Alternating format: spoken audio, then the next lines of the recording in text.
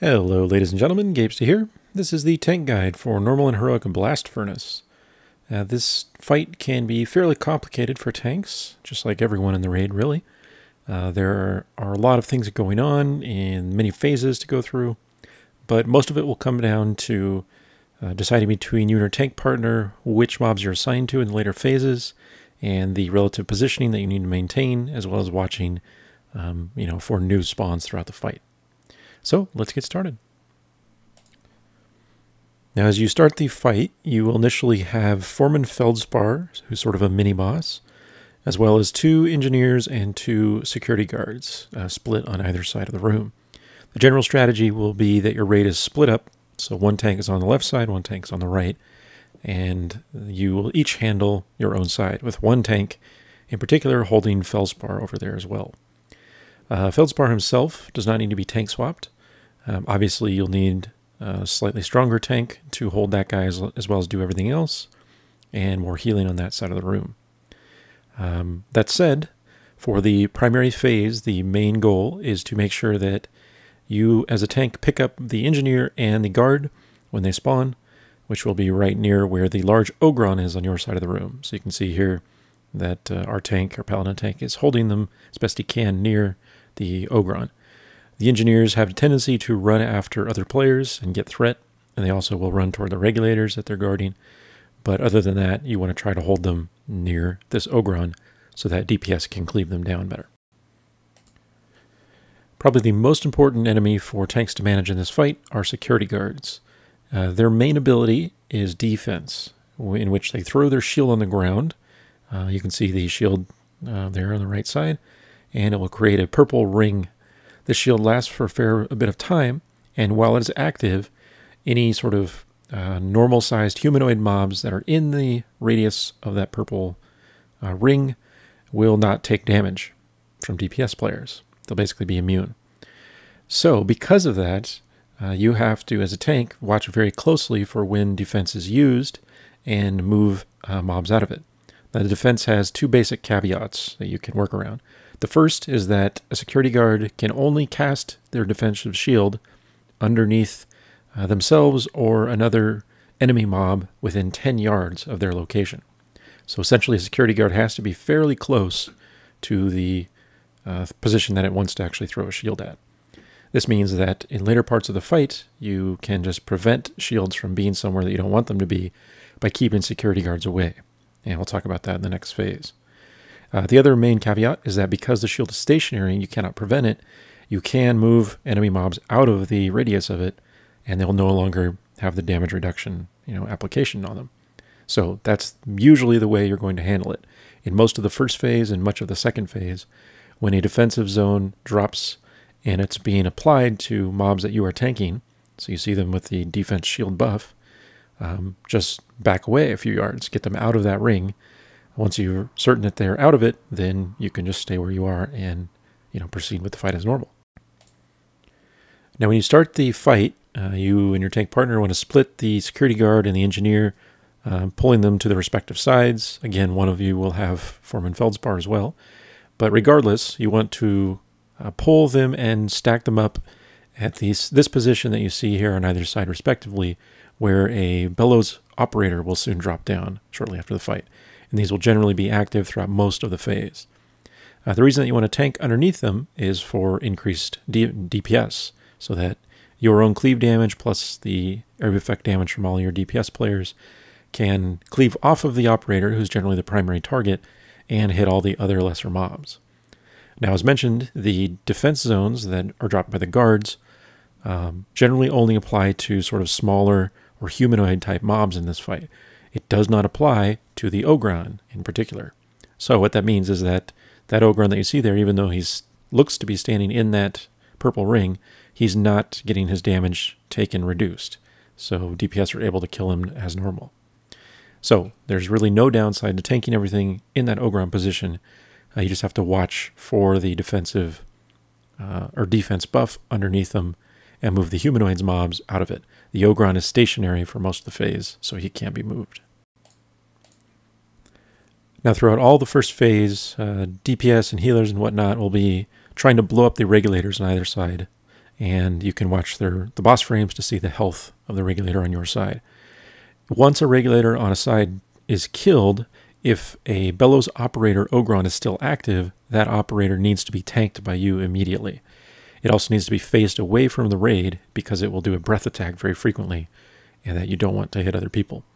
So generally speaking, your raid will aim to kill, or excuse me, transition the phase before the fourth set of operators, so you probably won't have to tank them long. But if you do get an extra one and the phase transitions or your regulator is killed, like I said, make sure you pick it up, get threat on it, taunt it, and face it away. Once both regulators are killed, the second phase will begin. At this point, your raid team will likely want to stack up on one side of the room or the other. For our raid, we decided to stack on the side with the Foreman Feldspar, whichever side he was on. So that means that the tank and the rest of the team that were on the opposite side are quickly moving over to join the rest of the raid. From this position, you'll generally want to stack up most of the mobs that were carrying over from the first phase so that they can be cleaved down. And this includes Feldspar and all that stuff. By the time the raid is ready to actually start phase 2, as it's intended, all of these initial mobs from phase 1 will be killed. So do your best to help assist that. Now for phase 2, the basic goal is to use slag elementals, kill them on top of prime elementalists around the center ring, which will drop the elementalist shield. The elementalist then is vulnerable and can be killed, and when all 4 elementalists are killed, the phase ends and you move on to the final phase. Now for tanking purposes in this phase, generally the easiest thing to do is to assign one tank to pick up the security guards, which will continue to spawn in this phase, and the other tank picks up the fire caller spawns. The fire callers need to be killed fairly quickly by your DPS, so usually the tank that's picking those up will want to tank them inside, where the melee are attacking the elementalist, stacked up in that position. Meanwhile, if you are assigned to get the security guards, you want to hold those far away from everything else, because you don't want the security guards to be within 10 yards of any of the targets you want to kill, particularly the primal elementalist.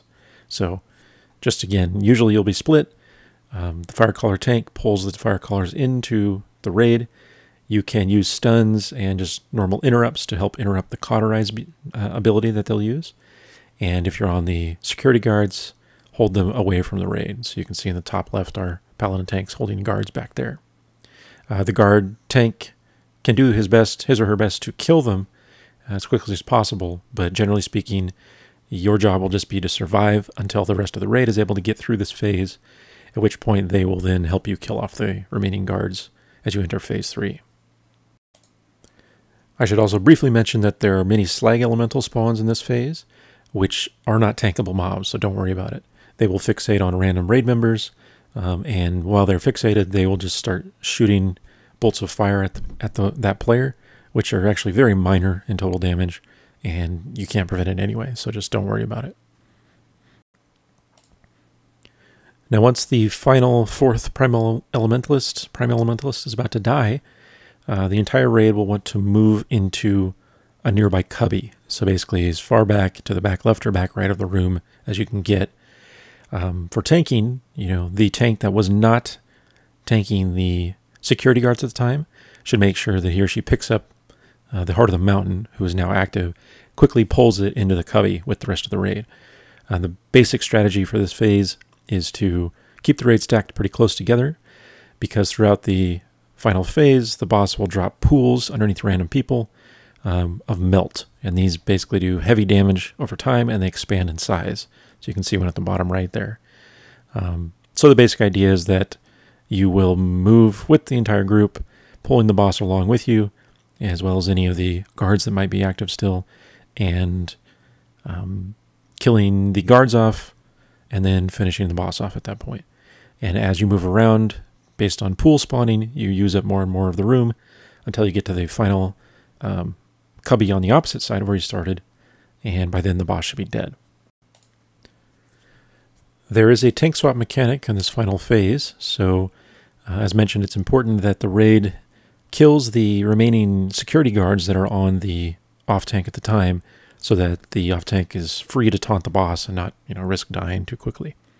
The main tank swap mechanic is heat, and this is a 30-second debuff, and basically you and your tank partner should swap every 2 stacks, which is about every 30 seconds, of course. So pretty simple mechanically. Once the guards are dead, you and the tank can just stack with one another and keep backpedaling as the pools come out so that the raid can move forward, and just taunt after your stack drops, and that's that. Overall, this is the easiest phase for the entire raid as a whole, and that includes tanking. There's really very little to think about. So anyway, that covers it, actually. Like I said, mostly it's about doing the proper positioning and add pickups in the first phase, watching the defense pools, that's your primary focus throughout most of the fight, and then in the second phase, making sure that you and your tank partner are properly splitting and positioning those mobs according to what you're assigned to. The last phase is just about tank swaps and moving around as necessary when pools spawn. So as always, good luck, thanks for watching, and I will see you next time. Roses are red, violets are blue. If you subscribe, we'll be cool.